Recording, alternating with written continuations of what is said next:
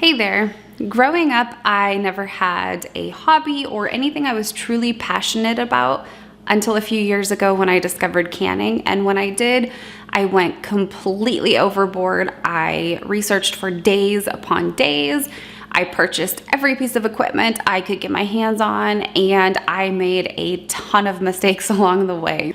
With this video, I'm hoping to help you cut back on some of the research time, avoid many of the mistakes that I may or may not have made along the way, and also help you decide what equipment you'd like to purchase starting out rather than going overboard, such as myself, and buying everything all at once. Before you get started, I would recommend asking yourself what kind of foods you're interested in canning to begin with. I know that when you're first starting out, everything sounds really exciting, but I recommend starting with either water bath canning or pressure canning, which are the two different techniques. And depending on what kind of foods you're most interested in canning, that will help you to decide which direction to go.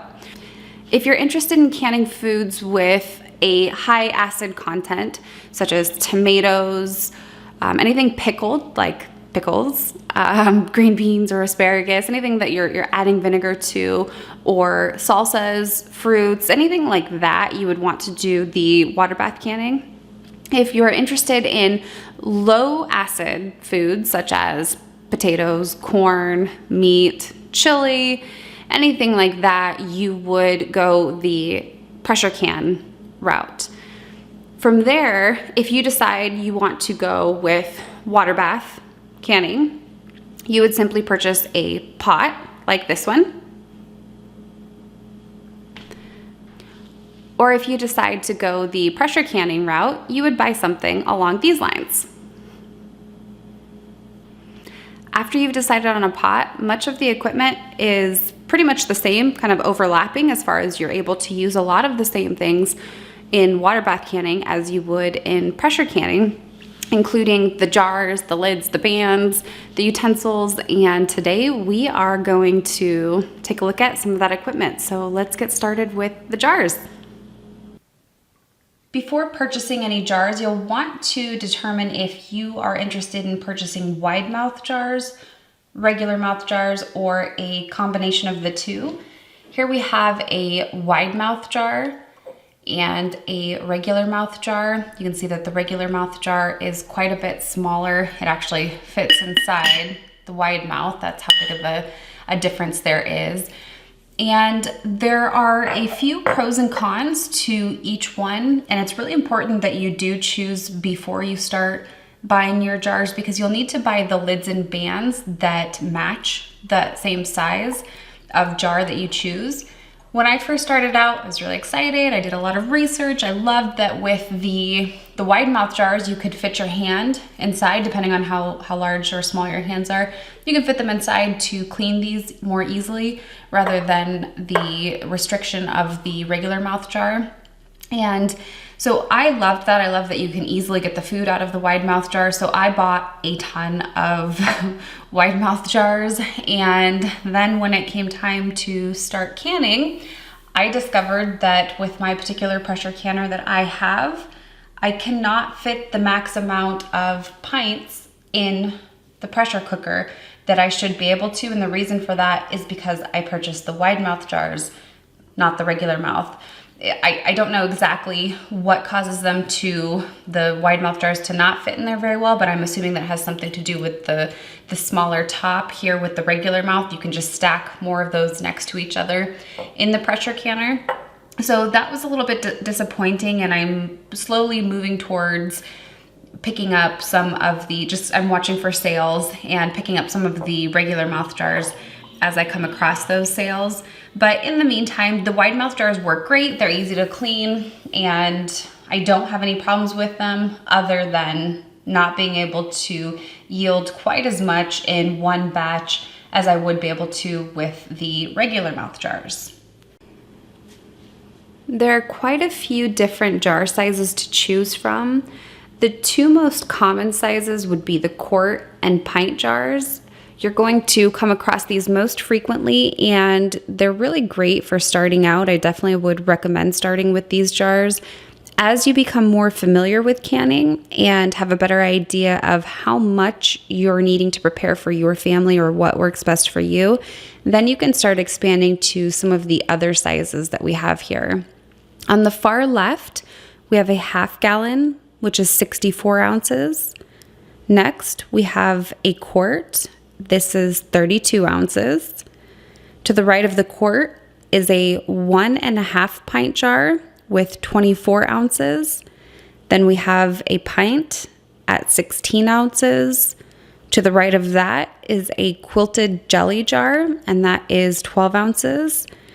The next one is a 1/2 pint at 8 ounces. And the one on the very far right-hand side is another quilted jelly jar, and this is 4 ounces. The jars that I utilize most frequently would definitely be the quart and pint. The quart jars are great for potatoes, or I like to prepare meals in advance. So chili is a really common food that I would prepare in those jars. And then we also have with the pint jar, that's great for dried beans. So I'll purchase dried beans, rehydrate those and can them. And that's a perfect size for our family. And I really like the 4-ounce jelly jar as well. And that's one that I didn't think I'd actually use, but I've found that we really love kind of sweet and savory jellies like jalapeno jelly. And that can be used for quite a few different things.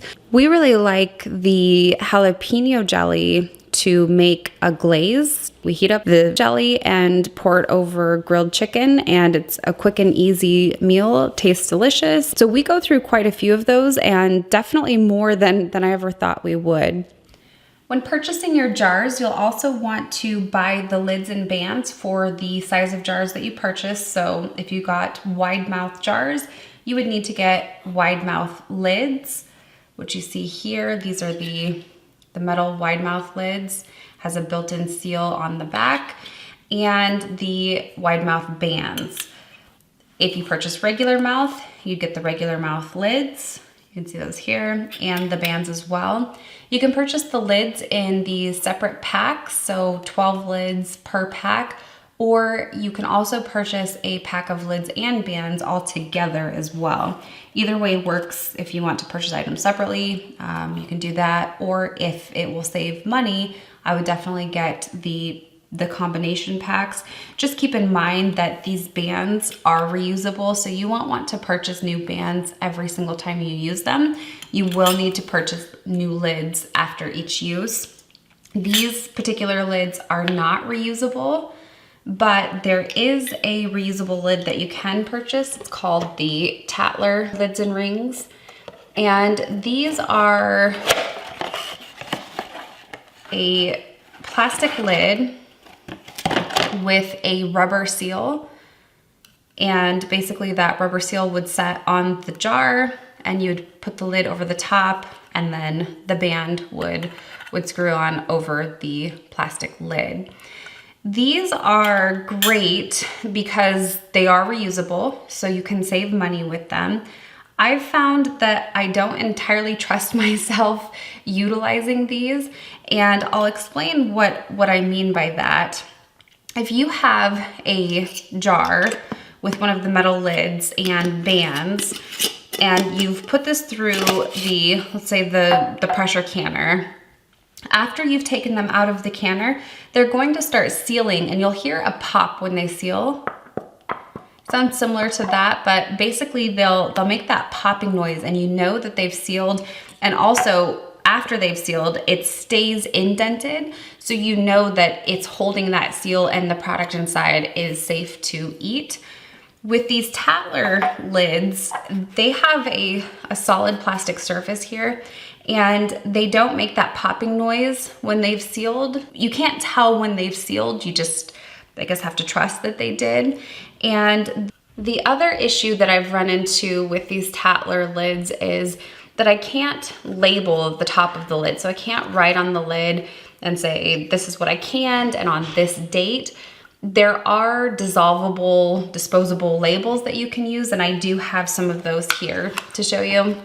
dissolvable labels. I haven't tried them yet, and I don't really like the idea of having to purchase a label for each of the items that I'm canning. I just like to try to keep the cost down if I can. So I'll need to come up with a better solution. And if you have something that works for you, I'd love to hear it. Just please include that down in the comments. Maybe a wet erase marker or something along those lines. But this is an option. I wouldn't want to permanent marker the top of this. I haven't tested that to see if it would come off, but again, that's just another issue with that. You can see here with the metal lids, again, that it's indented, so I know it's been sealed, and I'm able to write down the date of when these were canned and then also what it was that I canned in this jar. These next couple items aren't required for canning or the canning process, but I just wanted to show you because I really like these. After I've canned something and then opened it, I don't really care to continue using these metal bands and the metal lids. I prefer to use these caps. They're easy to use, they're easy to clean, and they keep everything nice and fresh in the fridge. These are just plastic caps that screw onto the jars, and that keeps me from having to fuss with any of the bands or the metal lids. These caps are pretty inexpensive. I want to say I spent about $5 or $6 for the wide mouth caps, and I did buy a couple boxes of these, so it was kind of a bulk price for those. And then these ones were about $7 or $8 on Amazon. And I can leave a link down in the comments so you can see where I purchased these and how much they are currently. During the canning process, I use just your standard measuring cups, measuring spoons. I have a funnel that I use. This just sets right over the top of the jar and allows you to not make a mess when you're pouring any liquids or foods into the jars, and it also makes it a lot more efficient. I also use, depending on what I'm canning, I also have a ladle that I use. This is great for tomato sauces or anything with a lot of liquid. And there are different sizes of ladles. Whatever works best for you is great. Doesn't have to necessarily be this size. These next few items are definitely more canning specific. They aren't quite as generic as the last few, but they're fairly inexpensive. I think I got all of these on Amazon for probably $20 or less. And it also included a spatula. I don't use this particular spatula. It would work and would actually fit pretty well inside the jars if you're needing to do that. I just use a standard baking spatula instead. But these are, again, more canning specific. This item here is a jar wrench. I haven't used it myself, but I've read online that you can use it for opening and or tightening the bands on the jars. I didn't purchase this separately, it just came with the kit. And again, I haven't had any use for it at this point. Next is the jar lifter, and this is actually a pretty cool tool. You use this to pick up the jars. So you just kind of set this over the jar, pick up the jar, and you can pull it out of the hot pot without burning yourself. I do use this every single time. Same thing with this tool. This tool is used to release bubbles out of the jar. So for example, if you had a jar here, you could poke this down into the sides of the jar to release any of the bubbles. It's not metal, so it's not going to etch or scratch your glass. It is plastic. And again, you just kind of make your way around the jar and release those bubbles, which would allow you to get the correct amount of liquid inside the jar, and that would leave you with the correct headspace. And we'll talk a little bit more about headspace in a later video, but that kind of leads into this next piece of this tool. There is a measuring piece at the end, and basically you just set this down in the jar and it helps you to measure how much headspace you need. Basically, from the top of the jar down to the bottom of this tool is where you would want to stop pouring any of the liquid or any of the food that you're putting in the jars to make sure that they do seal properly and have the correct amount of space in there. The next tool we have, I actually am not quite sure exactly what this is called, but maybe it's a lid lifter. It has a magnetic piece down here at the end of this tool, and what it allows you to do is when you're soaking your lids in hot water before you begin your canning, you can use this tool, this magnetic tool, to pick the lid up out of the pot without burning yourself or having to dump out the hot water. So that's just a quick and easy tool to use and keeps you from burning yourself. In addition to equipment that can be used for canning, you can also purchase a handful of different products that can be added to the canning jars before you can. For example, if you're making a jelly or a jam, you can purchase pectin, and we have a couple different options for pectin. You can purchase it here in this jar, you can purchase it in these packets, or you can purchase it in a liquid form. And what that does is it allows the fruit to thicken, and that's how you're going to make those jellies and jams. We also have another item here. This is for pickling. It's just a handful of different seasonings that are already pre-mixed for you. It's pretty convenient if you like that pickle dill flavor. You certainly don't have to use anything like this. It's great for starting out. This is something that I used when I first started pickling. And again, just quick and easy. It has a pretty strong flavor, so you don't want to use too much of this seasoning. But if you have the seasoning already at home and you can mix your own, that definitely would be the better route to go than having to purchase something separate. This is citric acid, and it can be used as a substitute for lemon juice. When you're canning some foods, you need to add lemon to them to make them more acidic. So if you're doing tomatoes in a water bath canner, you would want to add in some citric acid or lemon juice to increase that acidity level. This is Fruit Fresh, and it can be used to keep your fruits from browning. If you've ever sliced an apple and left it on the counter, you'll notice that it gets that brown tinge to it. By pouring this in the water when you're soaking the apples as you're cutting them, it will help to reduce that brownish tint that you're going to see. Next, we have a kosher dill pickle mix. Kind of a similar product here as well. These are pickle crisp granulars that you can add when you're canning, and this helps the pickles to stay crunchy, which is great. You don't end up with the soggy pickles. I definitely recommend getting this if you prefer the crunchy pickles over soggy ones. Again, these items are not required. For example, if you were doing the water bath canning and you needed to increase the acidity, citric acid is great, but you could simply use lemon juice instead. I also have some canning salt. I don't have it in the original packaging. I just have it here in this container, just quick and easy to get to. This is something that I use in both the water bath and pressure canning. I don't have the original packaging, but this is what it looks like. It's fairly inexpensive, and I use it for both different techniques.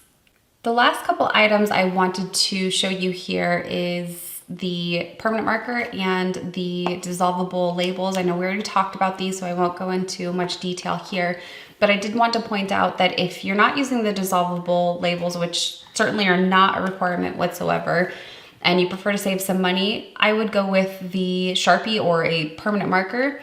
That way you can label the lids after you've canned your foods, and make sure you include the date of when you canned the food and also what it is that you canned. For example, we looked at these a little bit earlier. These are spicy pickled beans. And if I didn't know that they were spicy, that could be a little bit of a shocker. Another thing, it's possible that I don't even know these are pickled. It could be that I pressure canned these. And so it's really important to know what it is that's in the jar so that you're grabbing the correct items, and also when you canned them so you know when they expire and when they need to be disposed of.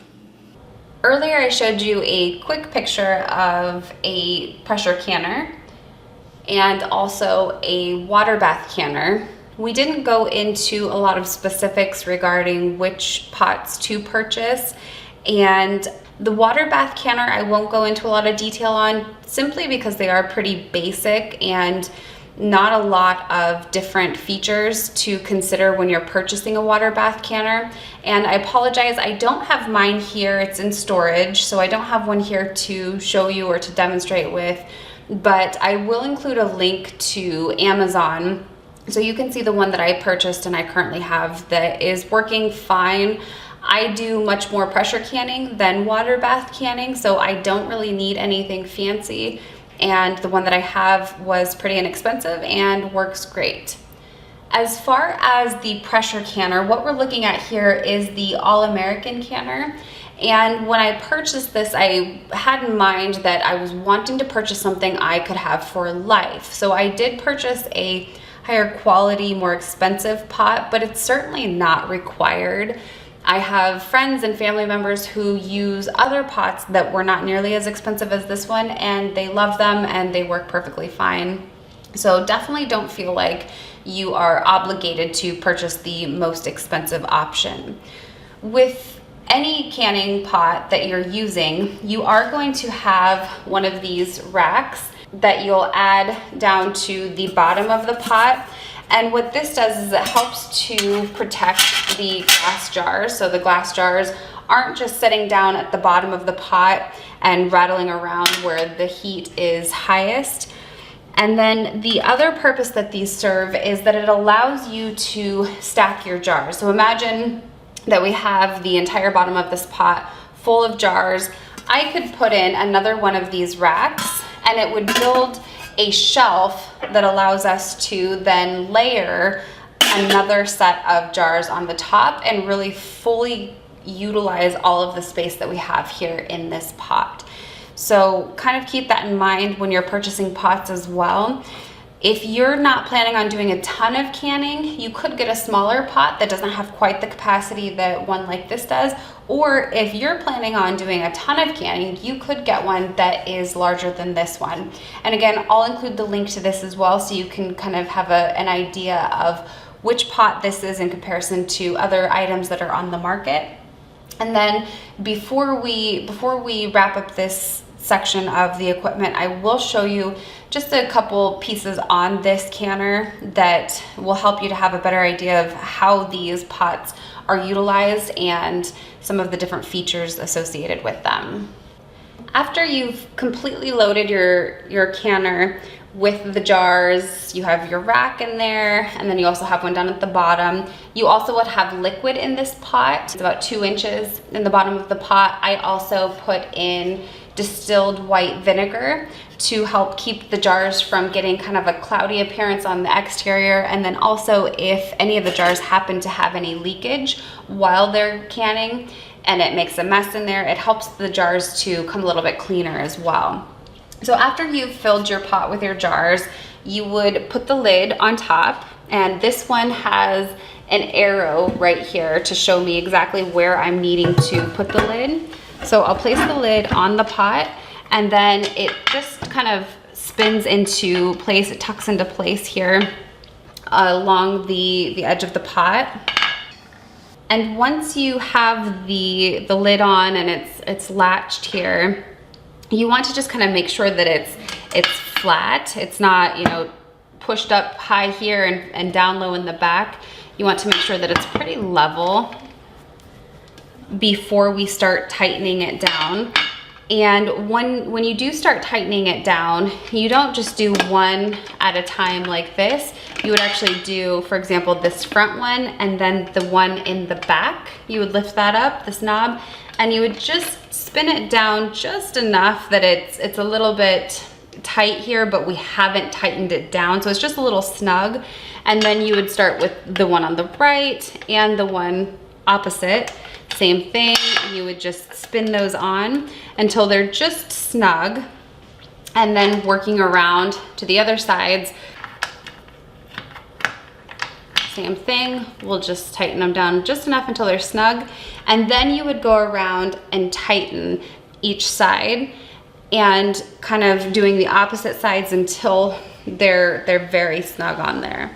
once you have the lid on, and this would be sitting on the stove already, I would never load this on the counter simply because it would be incredibly heavy and you don't want to be moving the jars around inside of the pot and disrupting them in there. So I would never load this on the countertop. This would have already been on the stove. I would have had water in there, put in my jars. Then I would put the lid on and tighten down these nuts on the side.